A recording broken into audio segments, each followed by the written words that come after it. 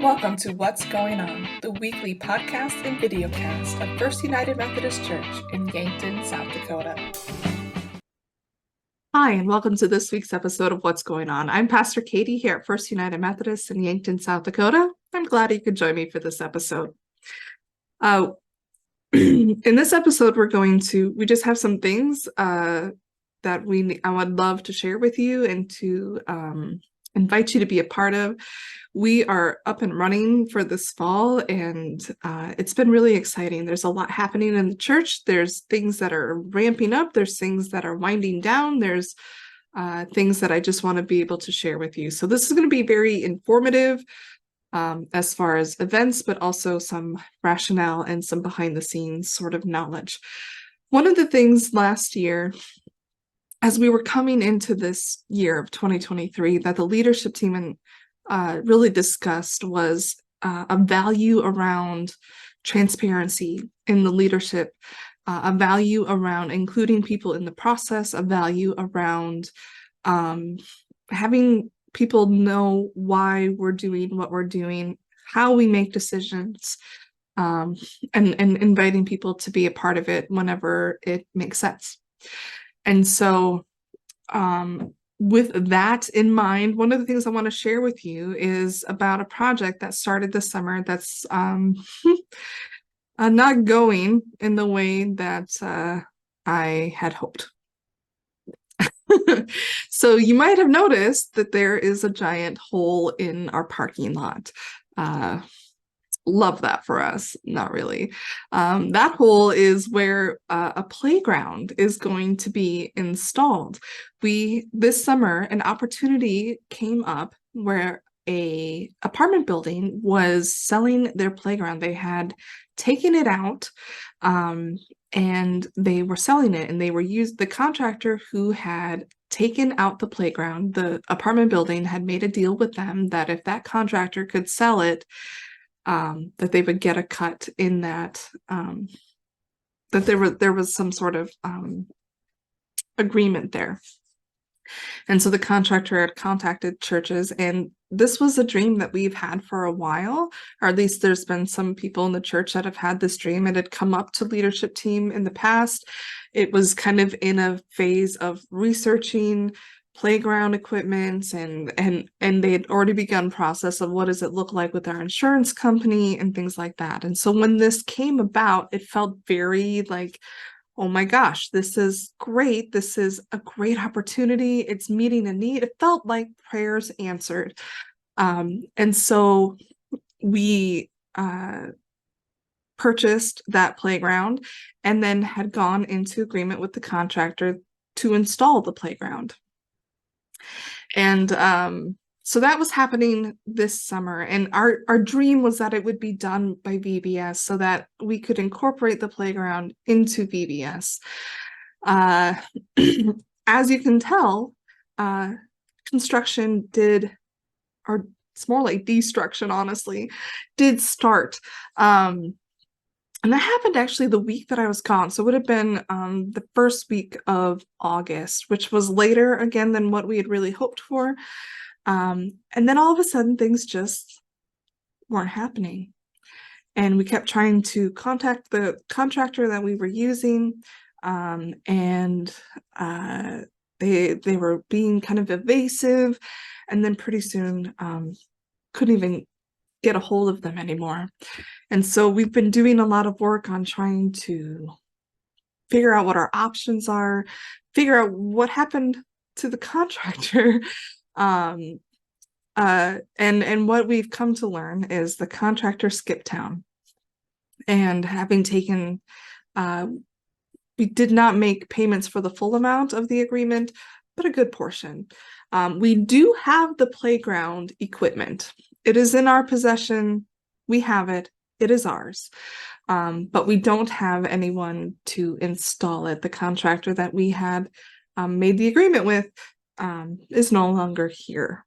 We have been trying to do due diligence as far as seeing what our options are to maybe recoup some of what we pay that obviously didn't get done.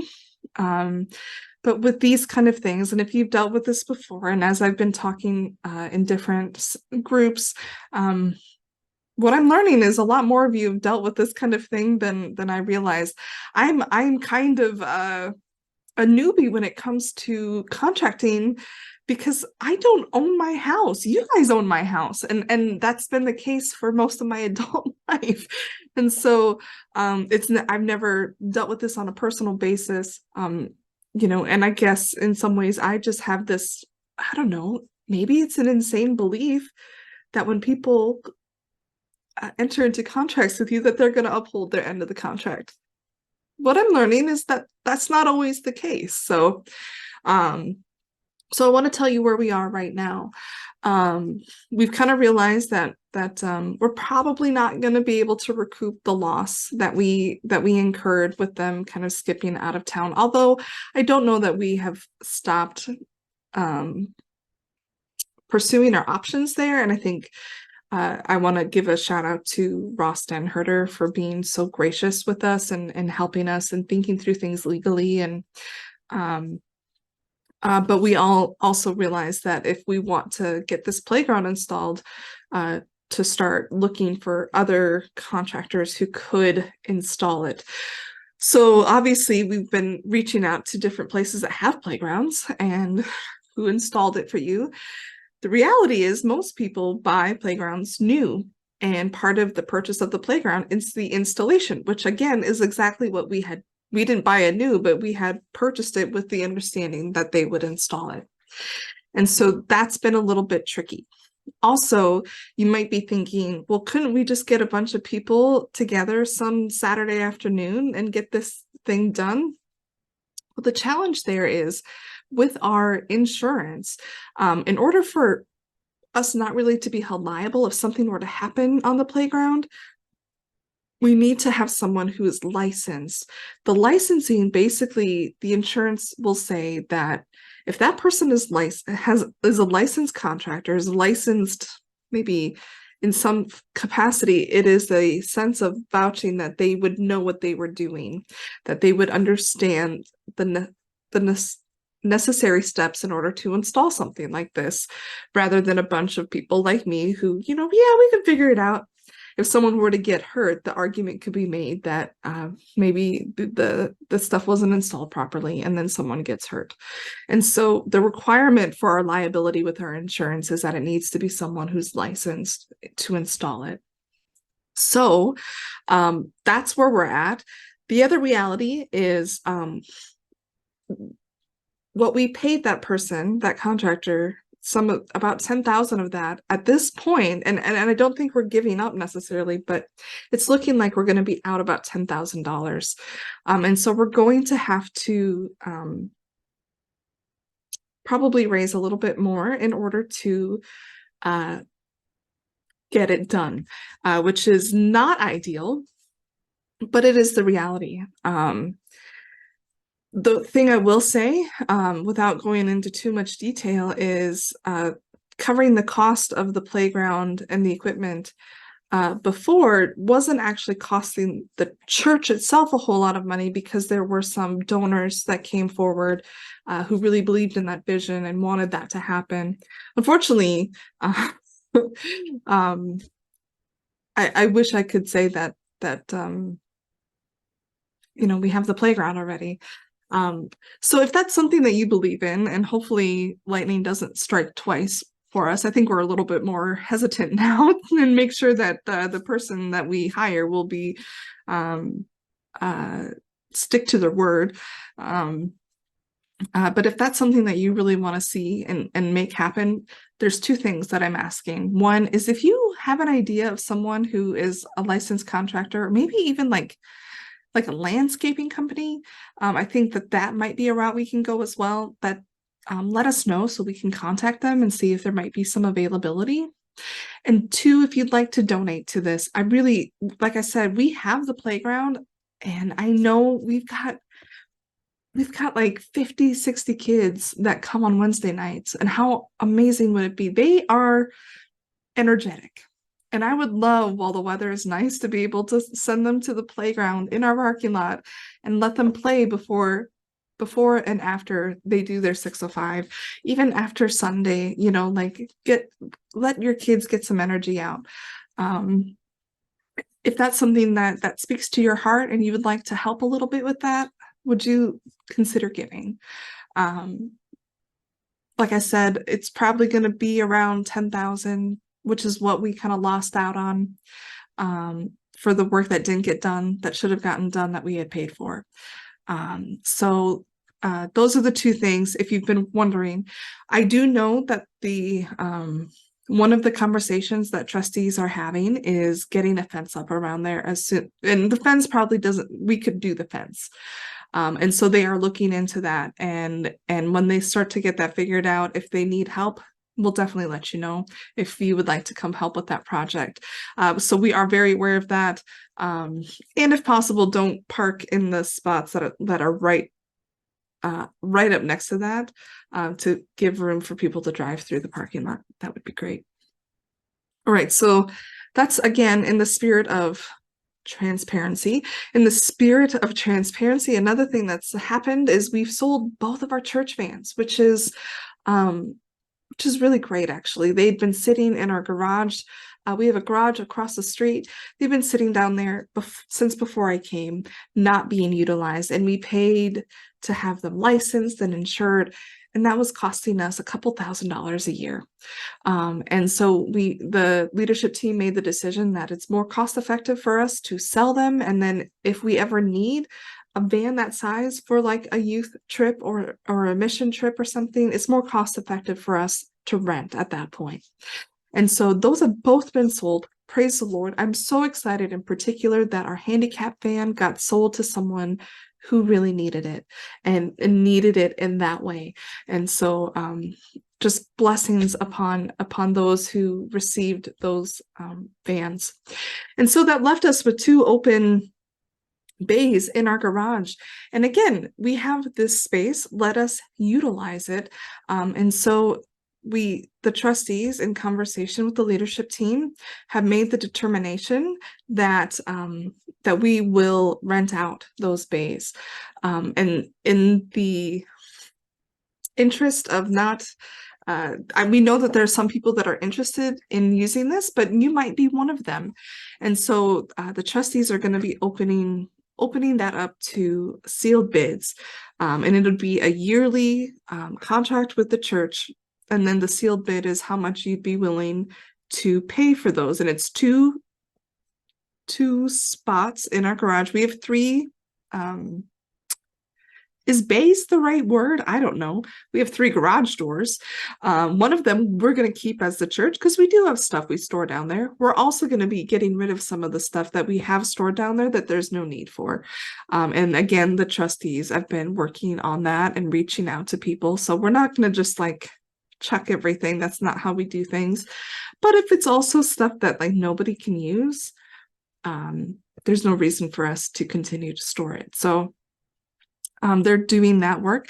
But if you're interested in potentially renting out those for a storage purpose, maybe you have an extra vehicle or something, you can contact the trustees of our church. In particular, Dan Swihart is going to be your best point of contact, and be looking in the bulletin. I think the trustees will also share it, but they're going to be doing sealed bids through Ross Denherter's office, and you can look at what the contract will be there. Again, like I said, it's a yearly contract, sealed bids, and that just if there's more than one person in our church, and we're really limiting it to church people, because again, we're still keeping some of our stuff there, and we just feel like that's a better option for us.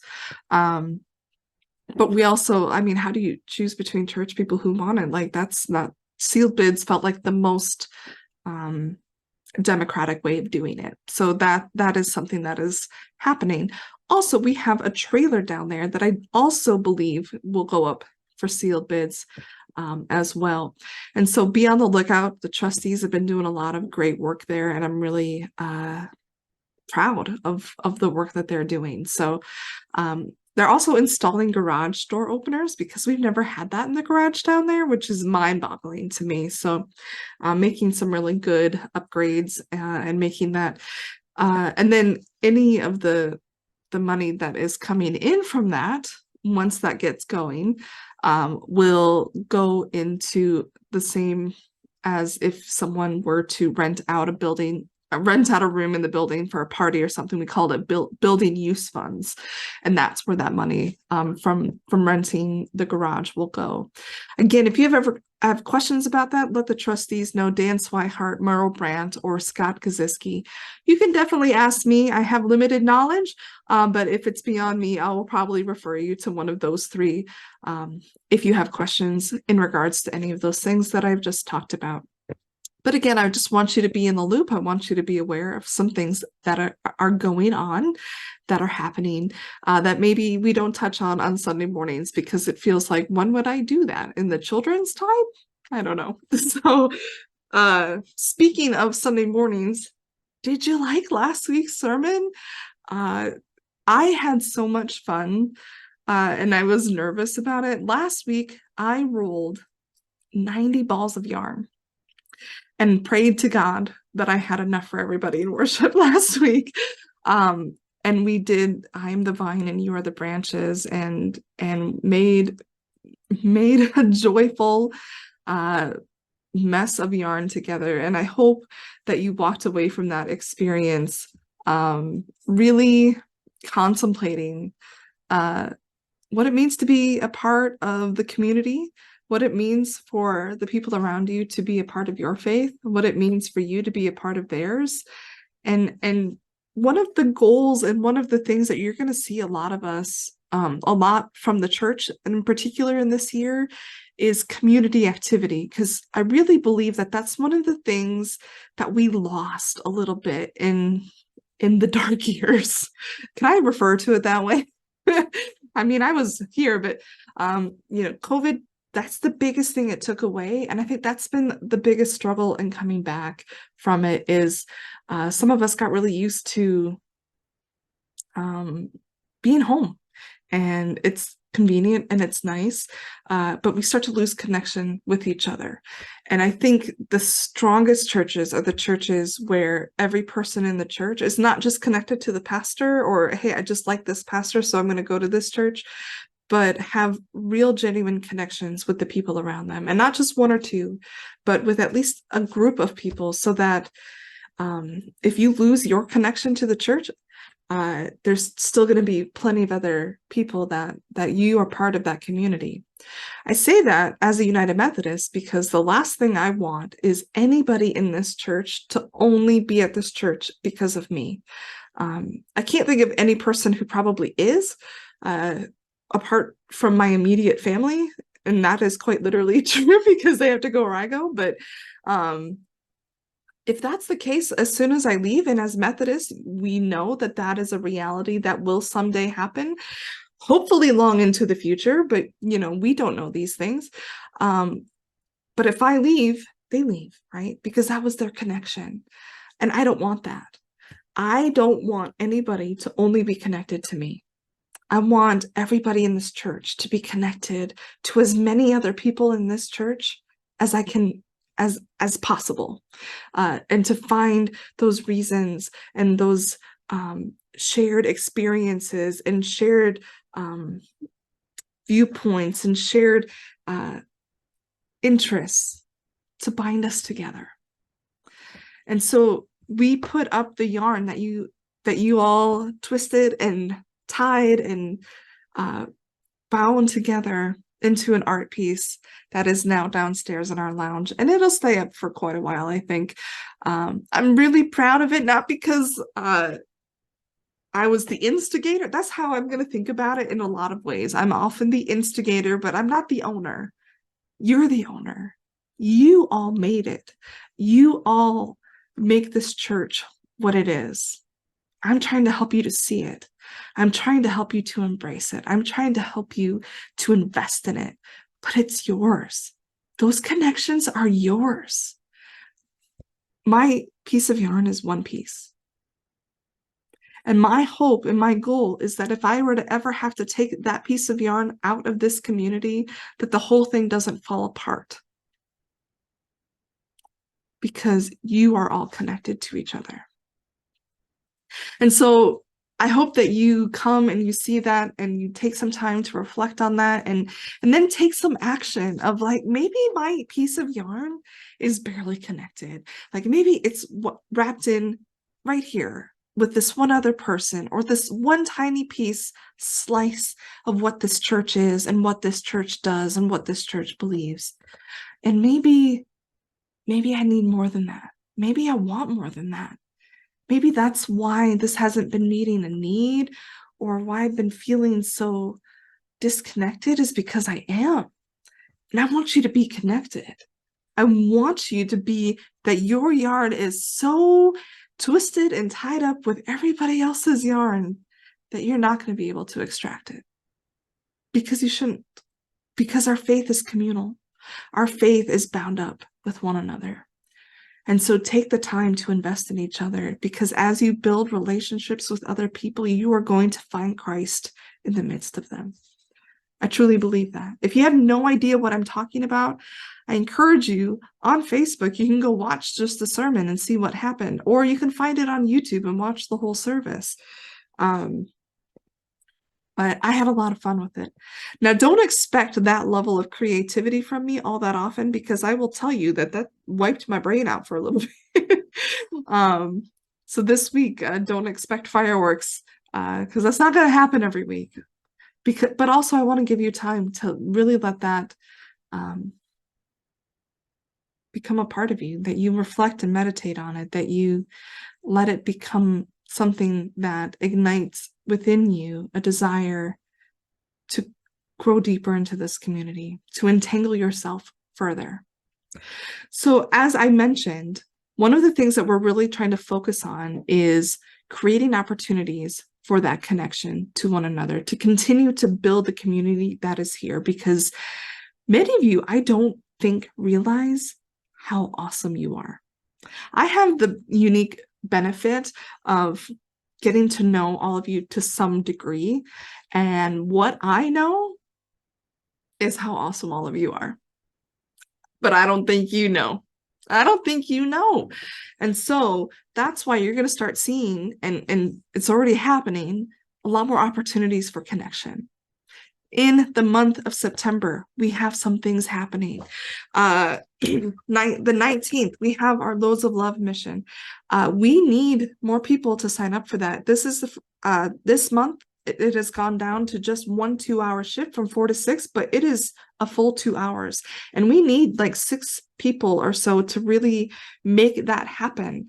So can you, if you are a parent and you're like, you know what, I would love to, Pastor Katie, but I got my kid or my kids and I can't do that. Yes, you can. Every time I've done Loads of Love, I've brought my son Ethan, who is 4 years old, with me. And every time he has the time of his life, because you know what Ethan loves to do more than anything else? Put quarters in machines, hand people laundry pods.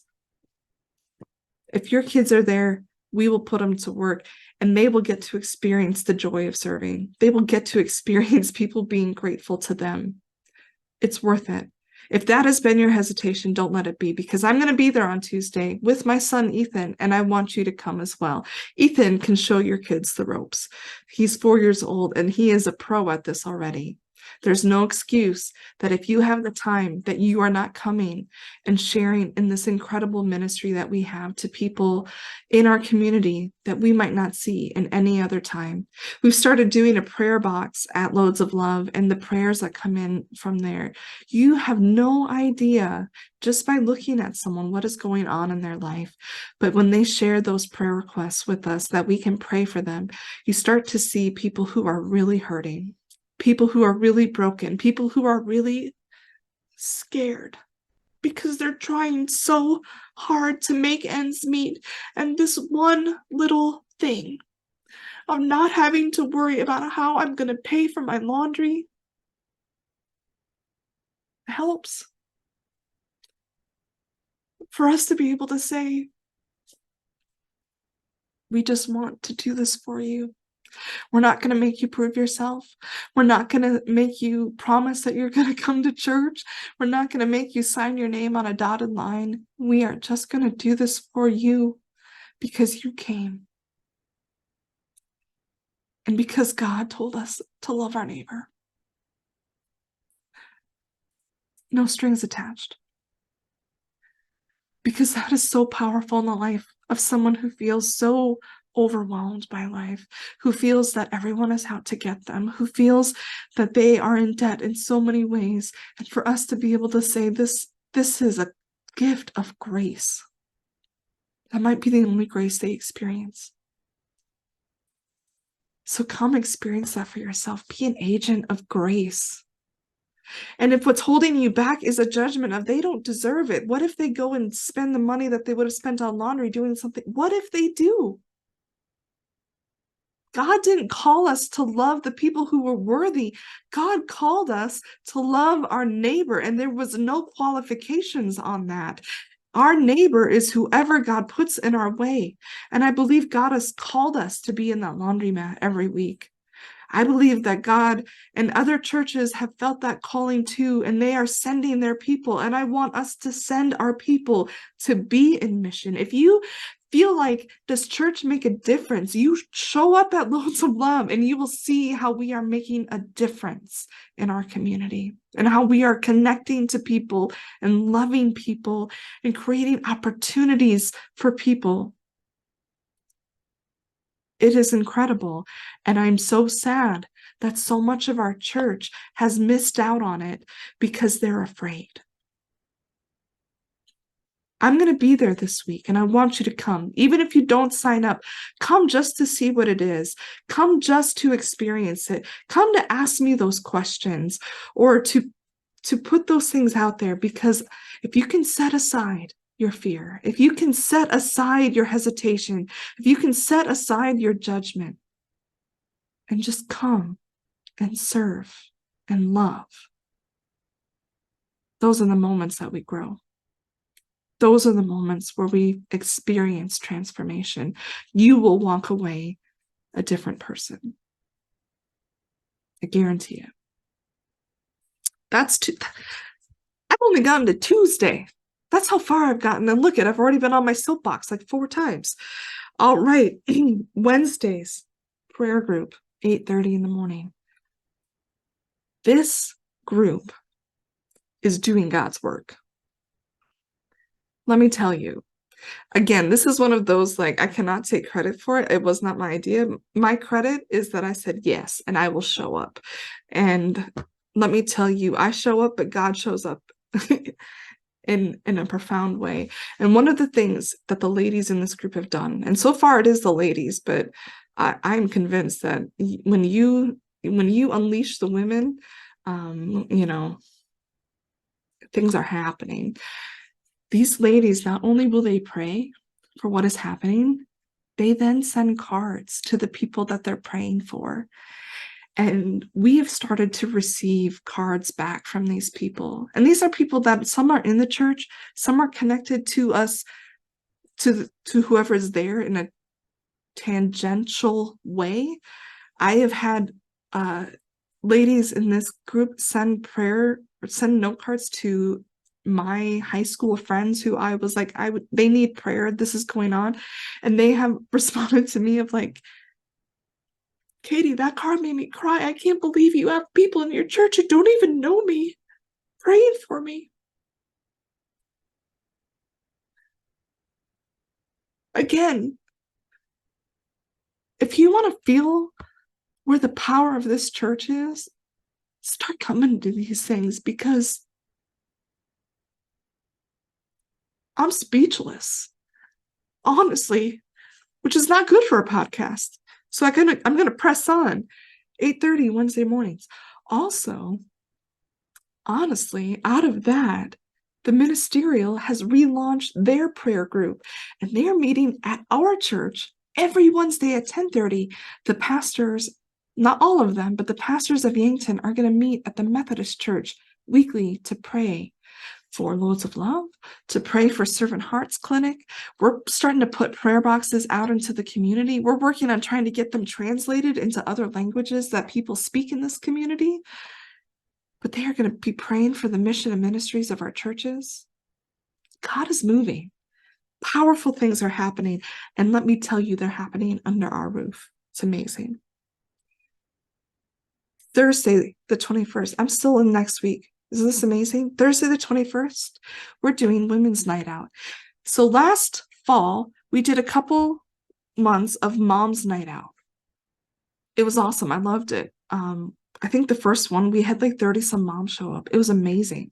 The second one, I think we had like 15 moms show up. You know how hard it is to get a mom to actually carve out time for herself? Nearly impossible. I speak as a mom. But when the men found out, they were like, we want that. We want a men's night out. So they started doing it. They can do it monthly, no problem. And we've really felt the need for moms and women to have something similar. So it's happening. We are going to do a monthly women's night out. It's open to all women. But listen to me when I say that if you are a mom, come. You need a night out. You need a night with other moms of faith who get it. And it's not going to be a heavy agenda thing. It's mostly going to be creating that community, because you have an incredible community of women in this church, and you might not realize it. Because it's so easy as moms to get wrapped up in your own world and your own agenda and just trying to get your kids from A to B to C and get your husband to do this and get your job done and get like that. The last thing on your plate is you and caring for yourself and advocating for your own needs, and especially your own spiritual needs. And so come. This next week on the 21st, we're going to meet at Murdo's, and we're just going to have a dinner together and get to know each other a little bit and laugh and just look around the table and be like, holy moly, these are amazing women. Because I want you to know that we have some of the most incredible women ever that I have ever met right here in this church. We do. So if you can't make it this month, we're going to get, as soon as we get the date nailed down, I'm going to let you know what October's date is, so you can get it on your calendar, so you can tell your husband, hey, you're watching the kids tonight.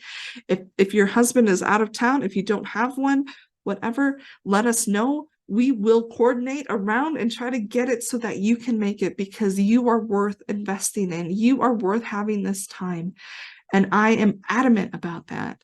As someone who really struggles with self-care, who really struggles with feeling like I can do something for myself and then not feel guilty about it, let's work on that together. Let's do that together, because I know I'm not the only one. And so your pastor is saying, for the sake of your spiritual health, you need to start plugging in with the other women of this church. Again, I want us bound together. I want us entangled together, because then we can start supporting one another. We are stronger together. You don't have to do this on your own. And I'm here to help you, and I'm here to encourage you and to guide you. And so if you're watching this and you know one of the incredible women of the church who needs this, who won't make it, who won't push for it for herself, send it to her, and maybe send an invitation and say, you know what, I really think you should do this. And if you can't figure out someone to watch your kids, I'll watch your kids so you can go, because I think it's that important. That's my challenge to you. Thursday, like I think 6:30. I need to double check on that. Out at Murdo's. And then the 24th. Ooh, I'm so excited. Chili cook-off right here in the church. We're going to have a chili cook-off. We're having a silent auction. It's all going toward our missions. In particular, the banquet, Loads of Love, and our various, we've got Angel Tree coming up. We've got a lot of missions that we love to support. And so that's happening the 24th. If you are planning to make a chili, if you think that you can beat Susan Shavy, the People's Choice Award winner chili maker, can you let us know? You don't have to let us know. You could wake up in the middle of the night, Saturday night on the 23rd and be like, I'm going to make chili today. And you can bring it, and that is a-okay. I will love that. But you can also let us know, and then we'll make sure we have a special place for your chili. Now, I want you to know that I am planning to make chili, and I know that you think of me, that you think in our family that my husband is the only one who's capable of cooking and baking, and he's very good. He makes the bread.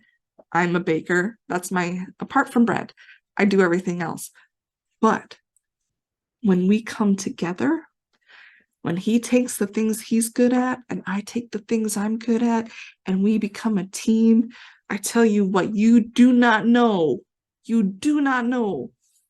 how good this is going to be. So come on the 24th, invite your friends, invite your neighbors. Well, the way we're going to do it is you get to try the chilies, and then you vote for your favorite chili by putting in some money. Again, 100% of that going to missions. At the same time, we're going to be having a silent auction. Sherry Doherty seeded this with her Blessed to be a Blessing reverse offering that happened back on Mother's Day. There's going to be different baskets available, and it's a silent auction. You put your bid in and see who highest bidder. If you are a Vikings fan or you know a Vikings fan, you are not going to want to miss this. We've got some great Vikings things and some vintage Vikings things that are going to be in there. So great opportunity for some Christmas shopping. Just putting that out there. And then also, this will be the first day. One of the things we're going to start doing is on the last Sunday of every month, we're going to invite you to celebrate all of the birthdays and anniversaries of that month. And so the people who have birthdays and anniversaries that month are going to get a special invite mailed to them to show up that day, so that at fellowship time, this one obviously is fellowship / chili cook-off time, we're going to have cake or cupcakes, and we're going to celebrate you, because birthdays and anniversaries are amazing and should be celebrated. And we want to, again, build that community, build those connections together. That was 1 week. I didn't even get into October, where we have Soup Kitchen happening. I didn't get into November, where we'll have Charge Conference and looking like maybe we'll do a potluck with it.